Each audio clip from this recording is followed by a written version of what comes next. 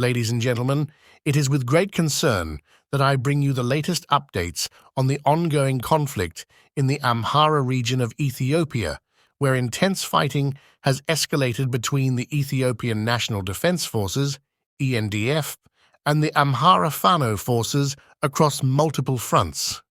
The situation on the ground is rapidly evolving, and we have received reports that the conflict has reached a new level of intensity.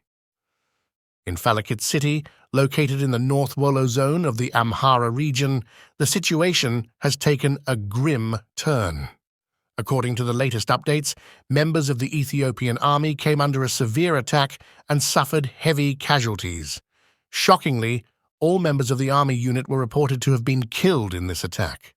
What is particularly concerning is that Falakit City is supposed to be under the protection of security forces, and the local residents were taken aback by the fact that the attackers managed to breach this security and carry out such a devastating assault. Reports suggest that Falakit City finds itself surrounded by Fano forces from all sides, indicating the complexity of the situation on the ground. In even more distressing news, it has come to our attention that the Ethiopian government is allegedly prepared to use chemical weapons in the Amhara region. Sources have reported that a significant number of chemical bombs were transported via cargo helicopter to Gojam Bahirda. What is particularly alarming is that the same cargo helicopter reportedly made 3 rounds to bring these chemical bombs to the region. These developments signify a significant escalation in the conflict. It is now being reported that after deploying the army, utilizing heavy weapons, and conducting drone attacks in the Amhara region, the Ethiopian government is considering the use of chemical weapons. The introduction of chemical bombs into the region raises serious concerns about the potential humanitarian impact of such a decision, particularly for the Amhara Fano and, by extension, the local population. In fact, it has been suggested that the Ethiopian government had previously imported dangerous chemicals which could be used to poison or target the leaders of the Fano forces. This information underscores the gravity of the situation and the potential consequences for the people of the Amhara region. In addition to the escalating conflict in the Amhara region, we have received concerning updates from other parts of Ethiopia that highlight the volatile and precarious nature of the security situation. One of the latest reports comes from Mekane Selam town in the Barina St. district of West Wollo. Inspector Usman, the police chief of this town, was shot yesterday and has been admitted to the hospital in critical condition.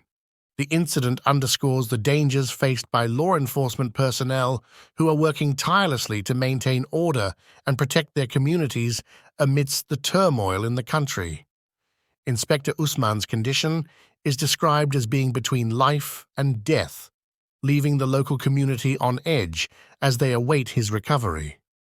In another tragic incident, 4 members of a local militia were reported to have been killed in an area known as Woglo. What makes this incident even more complex is the information obtained from the area, which suggests that these individuals were killed while they were allegedly involved in acts of robbery.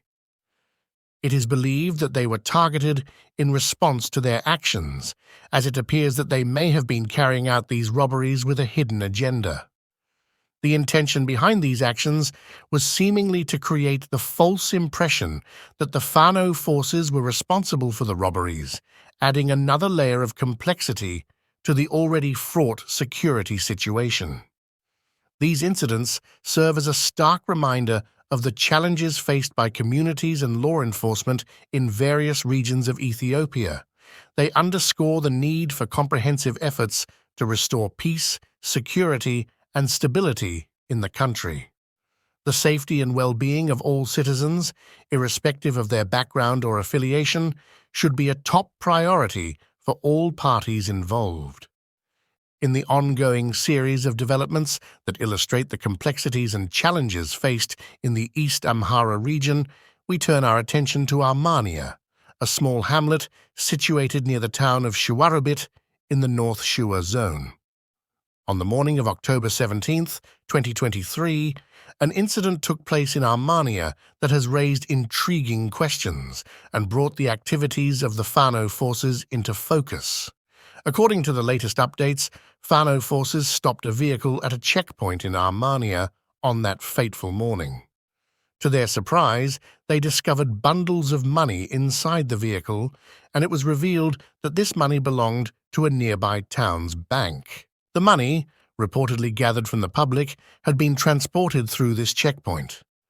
In a move that highlights the complexity of the situation in the region, the Fano forces ordered the driver of the vehicle to deliver the money to the bank. This decision can be seen as an attempt to ensure the funds return to their rightful place and to prevent any possible misuse or misappropriation. It underlines the significance of public funds and the need to protect them even in the midst of conflict and uncertainty. The story takes an intriguing turn when the Fano forces decided to detain the police accompanying the money for further investigation. In their statement, the Fano forces emphasized that if the police officers were merely carrying out their duty and were not involved in any illicit activity, they would be released without any charges. However, all weapons found on the police officers were confiscated for Fano's use, adding an extra layer of complexity to the situation.